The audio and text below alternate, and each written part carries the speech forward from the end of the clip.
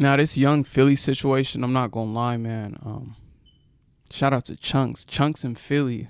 I got hip to them about like a couple years ago, right? And for what they've developed into and who they became for our youth, for our people, just for the simple fact that content creators that come from our diaspora, come from where we come from, the big foreheads, the Habesha, the Somali, you know, to see them thrive is so dope, so beautiful, and so motivating for people like myself that, you know, as an African, you look up in this space, you don't really see too much of the people that look like you thriving, doing it up. I'm talking about the biggest of the biggest, Chunkz Philly. They got deals with Asics. They got deal with Heinz Mustard. You know what I mean? These are the type of guys, and thankfully Chunkz, the image that he's been able to cultivate, the fact that he's someone that we can proudly tell our kids to look up to. We could proudly tell the youth to, nah, you gotta rock with Chunkz. Chunkz never puts out like a bad, and he's a man. He don't gotta do nothing for nobody. This is who he genuinely is, right? He's past the millions. He got the check and everything, but he continues to be aware and have self-awareness about who he is and the faith that he represents. MashaAllah. May Allah continue to keep him abundant for the simple fact that he isn't willing to throw away a whole generation, you know what I mean? Which is dope. And Philly too, like Philly, beyond the stuff that's come to light today that we've all just, not today, but recently, we've, as the Africans speaking, as the young Africans that are, you know, looking up to these content creators making a way for us, we're like, damn, hell yeah, bro, that's fire. Philly, Chunkz, they doing it up. And then this type of news comes out and it's like, it's a real reality check. It's breathtaking, actually. 1 minute you're on top of the world, the next minute everything and everyone's pulled, right? And now, granted, you know, the court system and everything, innocent before proven, all that type of stuff, right? And I don't want to just skim past it like these aren't serious allegations, but you know, it's a legal system. We have to wait until, you know, everything that comes to light because granted it could be something else and he could be cleared for this, right? So even then the damage has already taken its toll. But I'm just speaking to the fact that, like,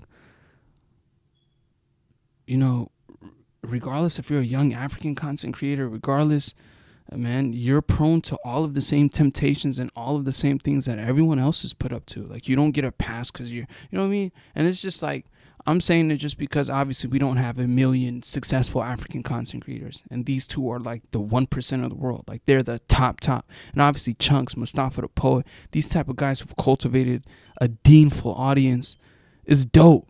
You feel me?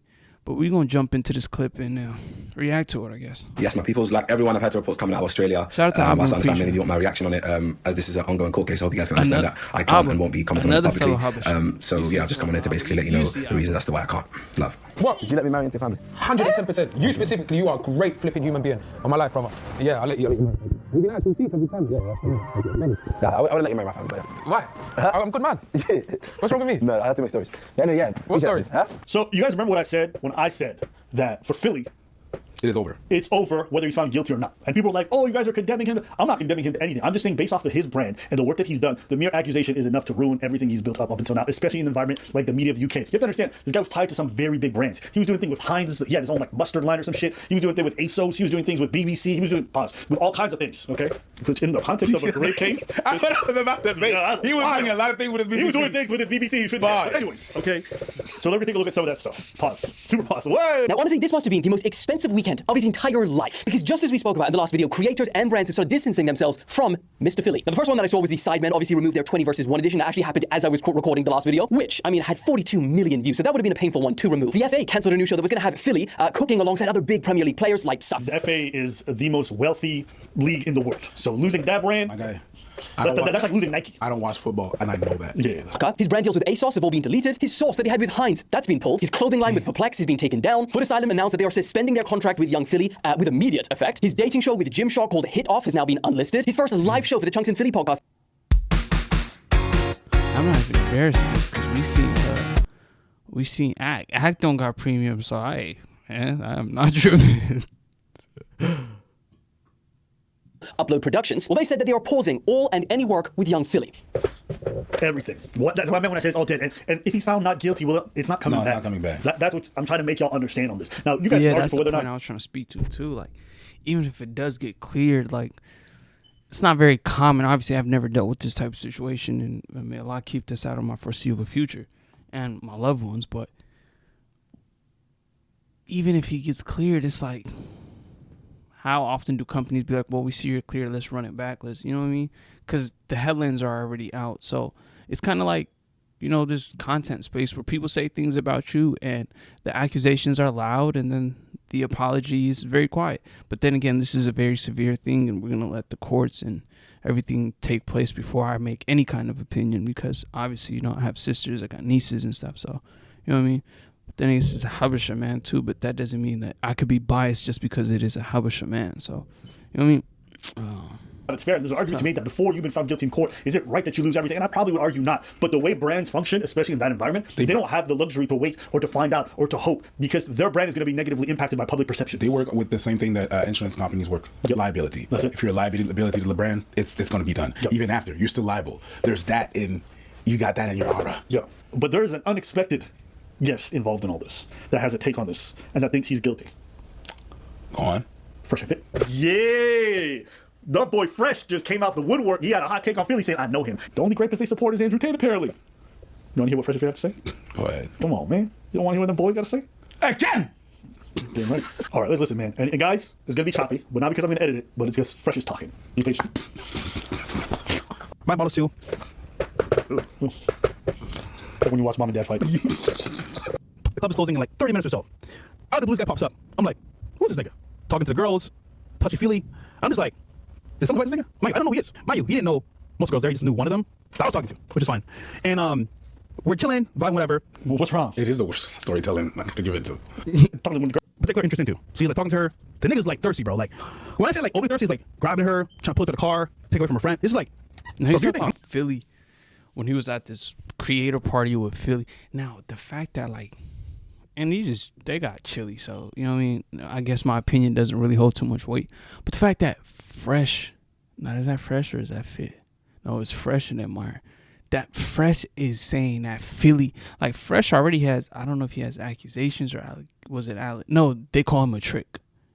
That's what it was. That was the one conspiracy, not conspiracy, but when they ran his name through the mud, it was because he was supposed to be some like high quality man, or what's that thing that they be saying? But in the end, he was tricking on some Asian woman saddle to her. But the fact that Fresh is saying Philly was on some tweet nasty stuff, he was on some, like, man. I'm not gonna stop you because, hey, that's on you, brother. The nigga's pulling the girl to the car, like pulling her, legit pulling her. And I'm like, I'm going to the hotel. And her friends are like, yo, this is crazy. Like, what's happening? Somebody go get her. She's like, where are you guys going? Like, why is he pulling me this way? So I leave. I go to the hotel. I get a text saying, yo, listen, I'm dropping her off to you right now, which is the YouTuber girl that told me she's coming. Okay, so she grabbed her from him. Yeah. And then I asked her, so what happened? You didn't want to go home, boy? Oh, no, this and that. He was being pushy, whatever. I want to go home with you. I just want to, like, make a scene. I'm like, all right, cool, whatever. Kind of find out. I called the other YouTuber girl later on. She told me the full story of what happened. He wanted to smash by any means possible. So I was like, oh, shit, this is how the thing moves. She's like, yeah, everyone knows. Yeah, but no, this is a tough one, man. I feel for Chunkz. I ain't gonna lie. Chunkz, that's a tough situation because Chunkz really, I mean, it's not obviously gonna affect Chunk because Chunkz is a God-fearing man and a righteous Muslim from what we've seen. But at the same time, imagine your homie get, you know, them type of accusations on him. So it'll obviously affect you too, even if he doesn't say it personally. Deep down, like, I know he got to be, no, because look, right here in the beginning, this was so weird right here. Human being in my life, brother. Yeah, listen, watch this. We can actually see because we can. Yeah. I would let you marry my family. Why? I'm a good man. What's wrong with me? No, I have to make stories. Anyway, yeah. What stories? Huh? So you guys remember what I said? Whoa, I said that's super tricky right there. That's super tricky right there. He said, Chunkz, yeah, you can marry my family. Chunkz say to Philly, nah, you can't marry one of my family members. I done heard some stories. Like, that's, ooh-wee. And for all of this stuff to come to light, ooh-wee, subhanAllah.